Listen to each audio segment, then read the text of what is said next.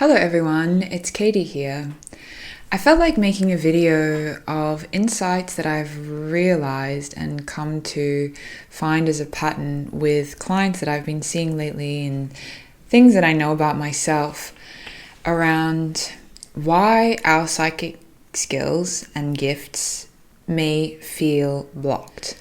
I think a lot of people that come to see me anyway, or maybe that tune into this channel, know that they have psychic gifts, know that they want to open their channels to see more, to hear more, to heal more, to do more. And for many, and myself included, it comes with a sense of frustration of why am I not already there yet? Why am I not able to see more and to be more and do more? I really wanted to spend this video talking about some insights as to what I've found that the reasons may be, and maybe some new way of thinking that can shift your perspective and your way of looking at the situation, and tools to help you to kind of be vibrationally where you do want to be. At the end is a small snippet of my Inner Alchemy soundtrack that I composed for someone who asked me to create a track to clear all trauma and density from the body.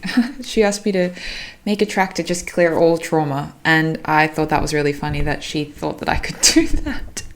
And I love the confidence and enthusiasm in my skills. That's hilarious. What I've learned when looking at psychic gifts, people say, why can't I see more, do more, feel more?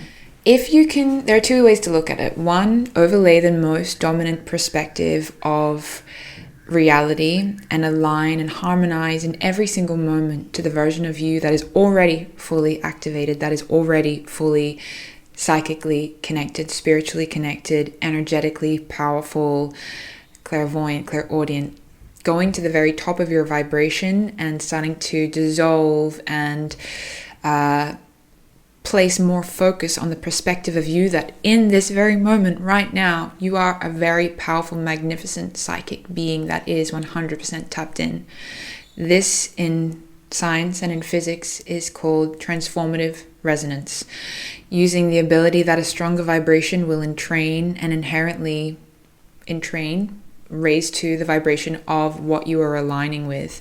I love this in sound. I love this as a metaphor and as a way to live your life. And it's kind of the technique of, I guess, manifestation or aligning to a higher timeline, living in the now moment of you being fully there.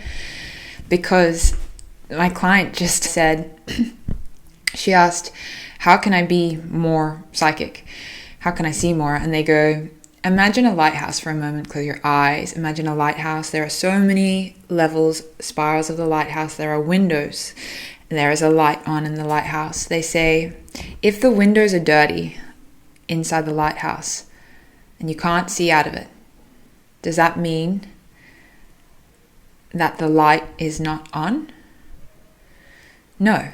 It means that the light is on, but the windows, the shields, the barriers are so clogged up with dents, with crap, with moss, with overgrownness that you can't perceive from the outside that the light is already on. So it's not about gaining anything more, turning on your psychic gifts. This might be a long rant. I'm just going to go for it. If you want to join me for the whole time, you can join me. It's not about gaining anything more. So I really want to, if anyone's out there thinking, I need to be more this, I need to be more that, if you can stop that thought current just for a moment, come into your heart, come into your higher self, learn to clear the distortion out of your field, if only for a moment, and tune into the part of you that is 100% powerful, psychic, tapped in, multidimensional. That exists as a vibration that you can access now. That's where you go in the gamma brainwave state. Music can take you there. Silence can take you there. Inner work can take you there. And then accentuate that throughout every moment. Accentuate that knowing and that understanding. And let that, the strength of that light, the strength of that intention, the strength of that power that I am a fully enlightened, fully connected, fully psychic being here and now. Breathe that out through every cell of your body, through your throat, through your third eye, through your energetic matrix, until you start to bringing so much light in that you're activating your kind of light body, putting yourself in a Merkaba, generating that and entraining to that now. One, that's going to start to resonate and entrain all of the doubt, all of the blocks. And two, you're going to start to live from that space, and you're going to start to see and experience more of that in your reality. And you're going to start to play with yourself more in that way. So that's step one. That's one perspective. That's one perspective of how you could get there that I've thought of in my brain. Two is going the opposite way, which is kind of like the mode where you go in and you, with a fine tooth comb, pick out the vibrations that do not support that belief right now. What is hindering you in this current moment from knowing that, from experiencing that, from being that psychic, that powerful, that abundant, that whatever? This can apply to anything. And making a list and becoming very honest, becoming very real with your thoughts, with your subconscious, with your unconscious, with your past life programming, with your patterning. Within our energetic field, we are projecting from our resonant frequency. Reality is being created through this light show of this earth experience. Anything that's in our vibrational pattern. So if there is discordance that is hindering you from this light projecting in this current moment, another way you can go about it, if it feels too hard to reach that enlightened state and hold that vibration, and my hand up too, that's a really hard state to always be in, you can start to go through, and that's what multidimensional energy clearing does, and start to release the patterns, the layers that are shrouding your ability to see, feel, sense, engage with that aspect of you. What I'm noticing at the moment in the multidimensional clearings, the things that I find most commonly that inhibit your third eye, that inhibit your psychic senses, and there's a full spectrum of things. I'll just go through some of them. One, if you're coming at your psychic senses through the lens of frustration, of already being frustrated that you can't access your gifts, frustrated like you should be there already, you've put a lot of pressure on yourself to be better, you're creating a layer of shame about yourself and telling your body that you're not good enough. And the frustration is going to elongate your ability to be there now. Does this make sense? So if you feel that there is frustration, that you should already be there, if you can let that go, if you can grab that as a thought, as an energy, as a feeling, and say, okay, you're literally creating a more elongated path for me to be there right now. A trick that I do, and this works for people too, if you don't want them in your field or your frequency, I visualize it as an energy. I feel it all through my body. I find where the resistance sits. I pull it out, and I imagine that there is an orb, and then I go, you do not serve me. I'm done. And what I do is I imagine the universe, and I grab it and I throw it as far as I can out into the furthest corner of the universe. And I'm like, see you later. And I feel it leaving my body, and I feel, I feel it leaving my body, and I feel the freedom that comes with that. Anything that you can do in the imagination realm that enables you to feel free from something, you should do. Put it into fire, let a dragon take it, give it to an angel, whatever. It's all the same thing of clearing the energy. So one, I would say, get out of the state of frustration that you aren't already there. It hinders you. Something that I saw very recently as well, which I have felt myself and many other people might resonate with, cool, is to, if you feel that coming to this planet, that having this human experience, if you feel that you're disconnected from God, if you feel that you've been rejected from God, if you feel that life hasn't gone the way that you want it to go, if you feel hurt and down, and that your angels have left you and you've been deserted, and there's an emptiness and a loneliness in your heart, that what they showed me with this client, and what I think really makes a lot of sense in my own life I've seen, imagine that you are standing on one side of a bridge, and on the other side of the bridge, maybe it's this long, is your psychic gifts, is your energetic family, is all multidimensional beings that love and care for you, is higher consciousness.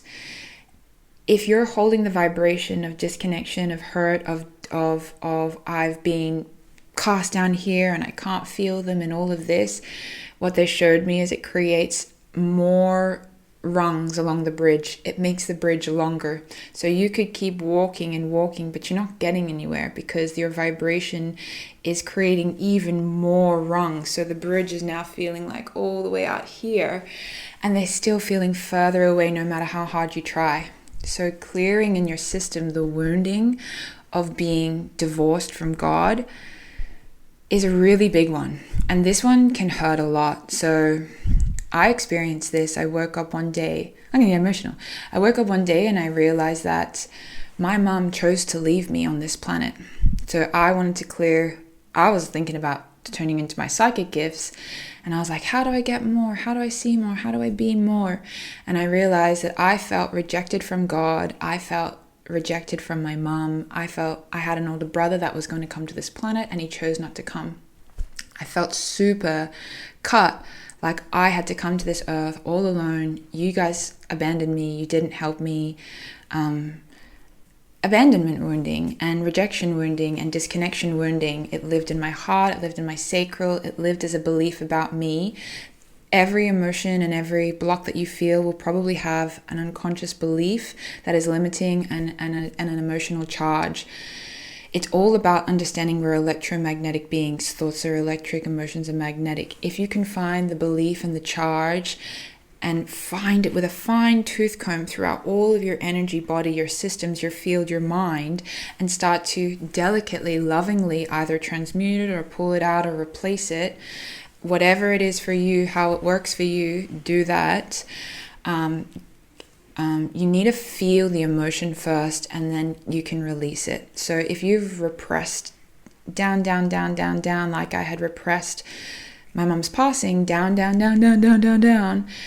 it has to come up and it has to be felt. So something that comes to mind is like to go out to the stars, to go out to talk to your galactic family, to go out to be with God, to go out to play in the high dimensions. You have to go in and you have to realize, oh my goodness, look at these shadows, look at this hurt, look at this pain, look at this devoid, look at this loneliness.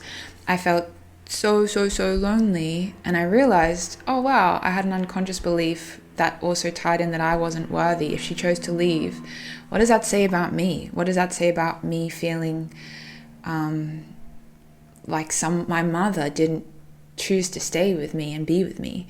So that's going to look a different way. If that is a wounding in you, that you feel divorced from God, you feel separate, you feel dejected, you feel abandoned, that you had to come to this planet and it's so hard. I get that it's hard, but I really truly believe that that is a vibration in your field that could be attributing to why your psychic senses aren't in the tip-top shape that they could be. It's holding a dichotomy of who you are and who you want to be. And you're trying to bridge the gap between the two. So going in and doing shadow work and clearing the wounding around that is a really big one. If you need help with that, I'm more than happy to help you find and locate where that is. It can be really hard to do that stuff alone, but you can do it alone. You can do everything by yourself. You can do everything. So there's two paths to take there. Seek professional help, do it yourself. I did a lot of it by myself and I did a lot of it with help. I'm still doing it. Reason number 3, and I see this one all the time and you've probably heard about it, persecutionary wounding. I've been a witch. I've seen lots of lives as witches. It doesn't have to come in the narrative of a witch. It can come. I did a session yesterday and they were a seer back in Israel in a really long time ago, ages ago, and they were giving psychic readings because they were in a direct channel to God. So they were helping the townspeople. They were helping people. But the Shah or whoever was in charge found out and it deducted from the power of that man that was in rule. So they were punished. They were sent to a cell and they were they were abused and punished for that. So if we go more multidimensionally, there may be lived experiences where your psychic gift has directly attributed to horror, to pain, to torture, to injustice, to slavery, to torture, to being used, all of these types of narratives and expressions. So this is something that is held more in the multidimensional field rather than just the human energy system from this life. That's how you go into the Akash or go into the quantum field and start to release persecutionary wounding for your gifts. I don't think I've met many people that don't have that as a lived experience of a psychic gift. So if you feel that persecutionary wounding is something, just acknowledge, maybe make a list. Oh, do I have any persecutionary wounding? Sit in meditation, feel into your energy body where, oh, I feel anxious to share my voice about how I believe. Why is that? Oh, okay, maybe I was persecuted here. Go into deep meditation, and through sound and through shifting your brain waves and through connecting, you can get the answers, or you can ask for help. For me, I've had a lot of that wounding. I won't go into all of that, but yeah, there's a lot of wounding from a lot of time. And I think the precipice of where we're at now multidimensionally is that we can move into accelerated states of clearing. And that's why these sessions that I'm doing are so intense. People are coming in just clearing so much stuff, and people are like, whoa, I didn't even know that was in there. So there's a lot of stuff that's also been shielded from us. You can think that you've done a bunch of work, but then you go into the quantum field or the energy field and you're like, oh, how is there still more to do? You know what I mean? So if you do feel like you're overwhelmed, I do encourage taking a break from clearing all the time. It can be really disorientating and hard work and isolating and these types of things. So yeah, clearing persecutionary wounding and replacing it with the confidence that you are safe in your gifts, that you are supported multidimensionally, that you are free, that this is the freest you've ever been. Tapping can be a really great way to, even though I feel scared to share my light, I am safe, I am loved, I'm whole. Tapping is a really, really powerful technique. You might like to use tuning forks, you might like to do light language, whatever that is for you, that's what it is for you. Another thing that I see in sessions a lot, and I feel this is for myself as too, your psychic gifts may be diminished because at one point you have seen things that are disastrously terrible.